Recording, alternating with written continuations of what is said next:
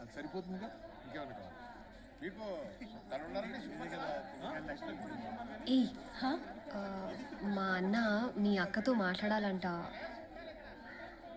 కొంచెం చెప్తావా? అలాగే చెప్తా. ఏటైంది? బావగారు అక్కతో కొంచెం మాట్లాడాలంట.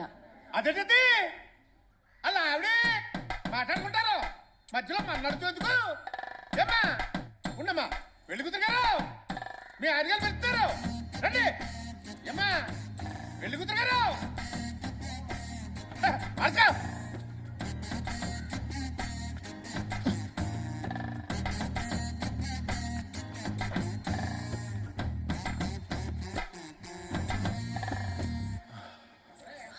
పెద్ద టెన్షన్ ఏం పడక్కర్లేదు, ఫ్రీగా మాట్లాడి రావచ్చు. నువ్వు బిగుసుకుపోకు. నువ్వు కూడా రా, నా పక్కనుండు. నేను రాకూడదు, బాగోదు. తను నీతో మాట్లాడుతా అన్నాడు, నాతో కాదు. నేను రాను.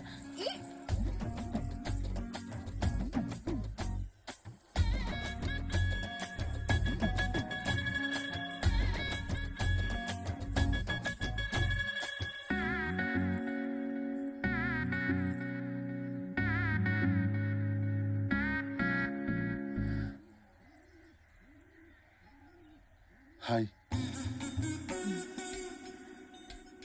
హాయ్. మాట్లాడు. వసదా, తను మా అక్క. నేను పెళ్లి చూపులకే రావాలి, వీళ్ళు నాకు ఒక్క మాట కూడా చెప్పలేదు. సొంత చెల్లిని మళ్ళీ. మా అక్క కూడా అంతే, ఏం చెప్పదు.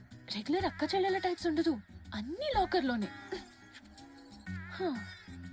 మీరే చెప్పండి, వచ్చిన ఫస్ట్ సంబంధమే ఓకే చేసేస్తారా? ఓకే చేసేస్తారా?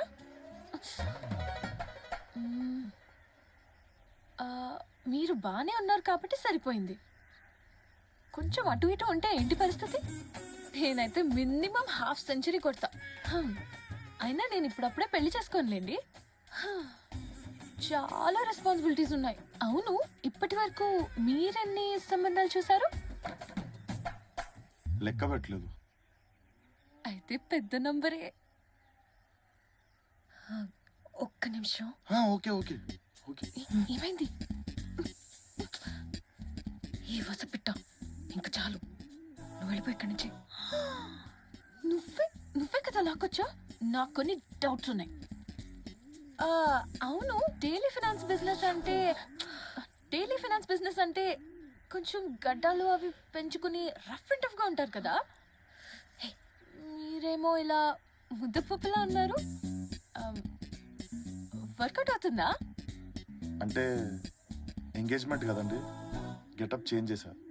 మా ఊర్లో ఉంటే ఎప్పుడు మెడలో లెదర్ బెల్ట్, బొడ్లో కత్తి, గన్ను, అప్పుడప్పుడు కొమ్ము కూడా ఉండేది. అరే, గొంతు బాగుంది.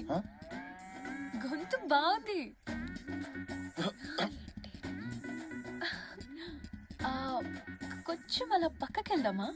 వాళ్ళు చూస్తున్నారు. ఓకే ఓకే ఓకే, నడక కూడా బానే ఉంది. సాయిబాబా. ఇంకొక లాస్ట్ డౌట్.